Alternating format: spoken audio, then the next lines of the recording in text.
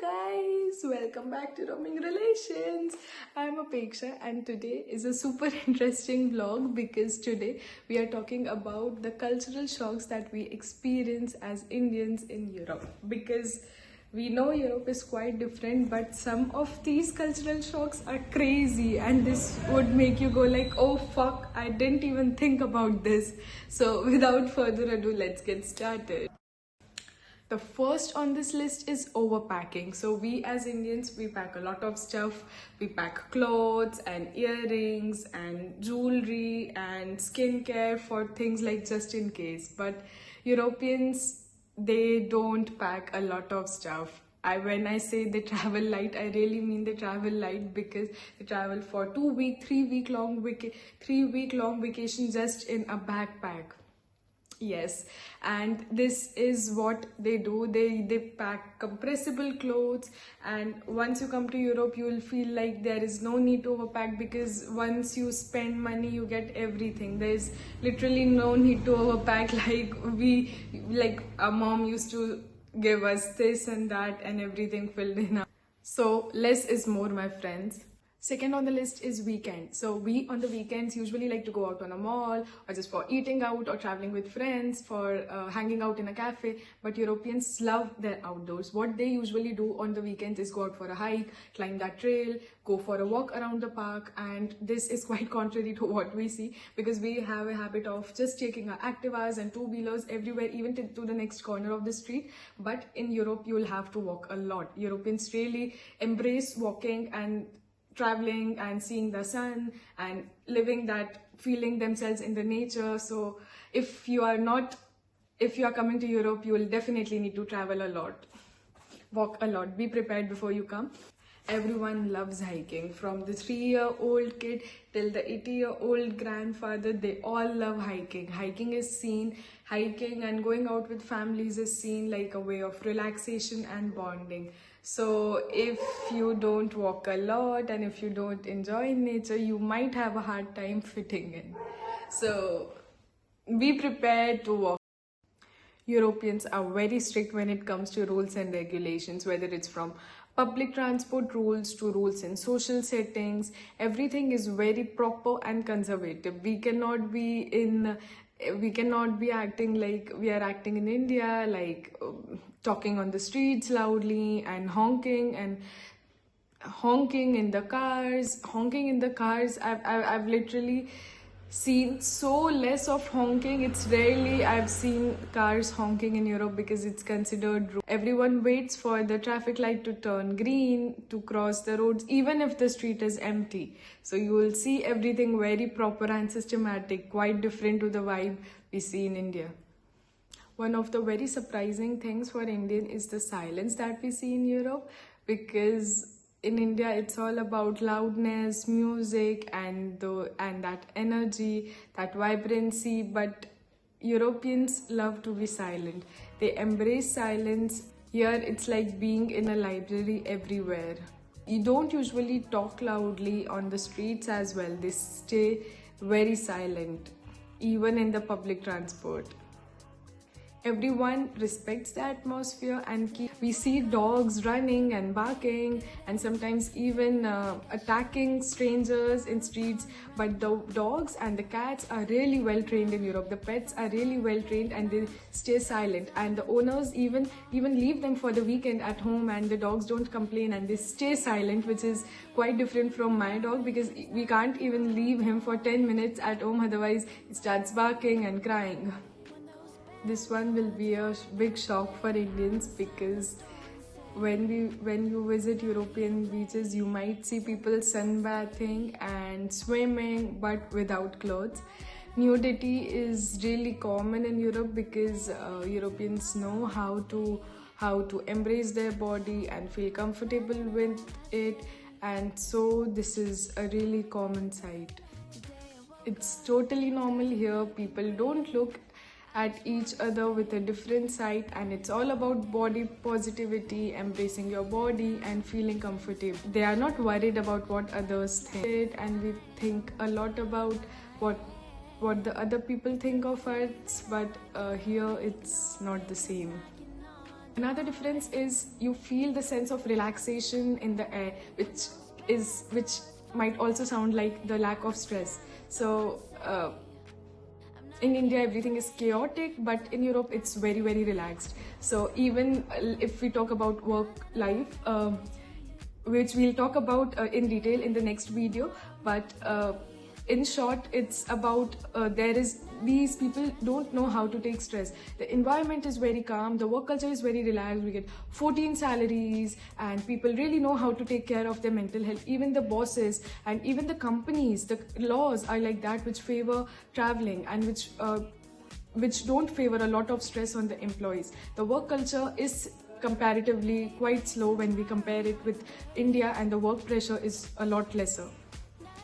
Another thing that we Indians can definitely learn from is how to do a self-care. Europeans are known for spending time with themselves, and they do believe that keeping our mind is as healthy as taking care of our responsibilities. So you will see them very conscious about health and self-care. You will see often workout, usually go out for running or 1 hour long walks, and you will see spending time for them to spend time with meditation and with nature. And it is not seen as a luxury, but self-care is treated like a priority, like a necessity. And this is one thing that we should definitely learn. Another cultural difference is that we in India and even in like Pakistan and Bangladesh, all these desi countries, we have a habit of we usually like meet strangers and become friends with them very quickly, but this is quite different. In Northern Europe, it's considered rude if you are talking to someone on the street. And while I say in Portugal and Spain, in Italy, it's not the same. It's considered fun and it's welcomed when you talk to the strangers, but it's not the same because everyone, like, you cannot force people to talk with you. It's different, and it's really formal. You will see the formalness in the air and in the way people talk to you. Second thing is punctuality, because when we see in Europe the class would start at 9 a.m. it exactly starts at 9 a.m. If the professor is gonna be even 10 minutes late, he would message on the group and inform everyone. Time is respected because it's known that time is money. In India, we keep 5 minutes, 10 minutes buffer time, and it's very usual for the friends or for everyone to be late for even 30 minutes. But 30 minutes is a lot, and when a public transport, when it's written on the map that the train would leave at 10, it leaves exactly at 10. And for appointments, for lectures, for meetings, if there you are given a certain time, you need to respect someone else's time and to meet him or her on that time. Another strange thing is appointment system. So usually kids after completing their 11th, 12th or their high school or completing the school usually live away from their parents. So what happens is that they have to book appointment with their parents and siblings and cousins to meet. This was very surprising for me when I heard about this for the first time, but it's quite usual in Europe because everyone has their own routine and their own time, and it's their choice of how one may like to spend his or her time. And like, you cannot go on any time and not respect appointments. It's considered rude. So even with close friends or family, you need to have an appointment, and it's usually on the weekends. So yeah, you cannot even crash at your parents' house at any given time. It's considered rude. The cultural shock is that they don't share food. I mean, yeah, we in India have a communal habit of sharing everything from dal to roti and to pizza, dividing it into slices. But in Europe, everyone likes to have their own complete pizza. There is no sharing of pizza, especially in Italy and like across Europe. even for meals, there is no sharing because sharing is not caring here. Everyone orders their own meal, and it's considered invasive to order someone else's food. So it's quite usual to see even families, even like husband and wife, ordering different plates and not sharing at all. And even if the food is left on the table, the other person doesn't take it, doesn't eat it. It might be difficult, and it's quite strange to see at first that the four people, like the mother, father and the kids, are having their own plates, but like you'll get used to it after seeing it a couple of times. Also, the thing is that sometimes, like even husband and wife, they pay their own bills are not paid by one member. And even in India, when we go out of the friends, a person or two person usually pay the bill, and then it's divided among four. But no, everyone takes out their own card and pays his or her share of the his or her meal, and not someone else is supposed to pay for it. Even families like kids pay their own meal, and wife pays her own meal. It's really common for Europeans to it's really common to see Europeans giving public displays of affection, which just means that you'll see them openly expressing their loves, be it through kisses or holding hands or whatever. You'll often see people just kissing and paying attention to each other and very involved, like no one else is here and no one else cares, which is really surprising for Indians. Because we feel weird when we see this in the first time, but after a few months, it's quite normal to see. No one really sees a couple differently. Another interesting fact is the usage of tap water. So the water that we get in toilets and in sink, and the water which we bathe from, is the same. In India, we have different water for in the taps, and filtered water or RO water for drinking, but it's not the same here. The tap water is like one of the best qualities here, and it's totally safe to drink. More than 95% of the people directly take water from the sink and drink, which was a bit difficult to adjust to in the starting. And in the airports, I've seen people directly taking and drinking water from the toilets, which was surprising, but it's quite normal after seeing this for a couple of months. And even in restaurants, it's common to see people order tap water, because bottled water can start from 1.5 euros for a small 500 ml water. And I initially was like, oh, this is like 100 rupees for this small bottle, oh my god.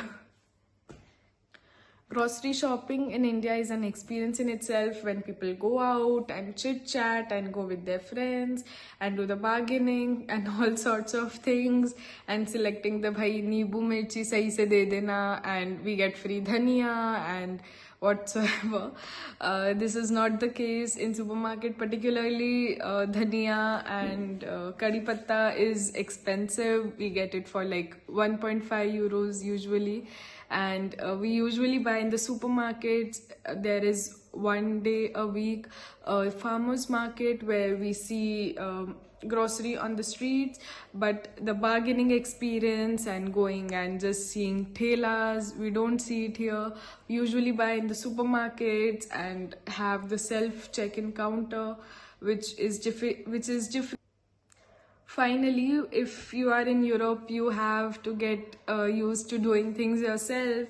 In India, we are usually given a lot of help and kindness, but I don't say Europeans are unkind, but you have to see and do things yourself, because there is a labor shortage and you will not see a lot of people on the streets and ask for help. And there is a lot of language problem as well, because not all people speak English. Everyone speaks their own language, in language of the country. So you have to figure things out on yourself.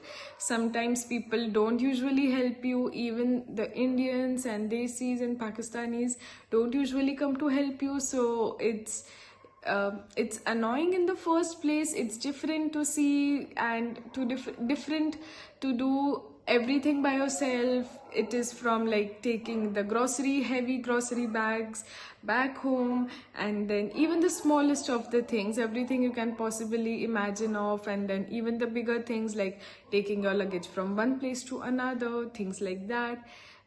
So it's different, and this is how you really feel independent and tried and start to believe in yourself more.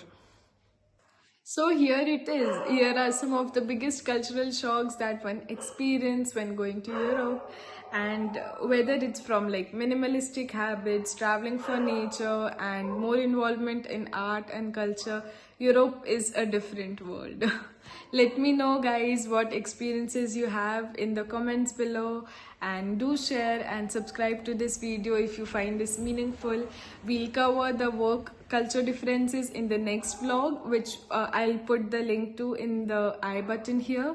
And thank you for watching, guys. This is Roaming Relations, Apeksha signing off. Bye bye. Ciao ciao.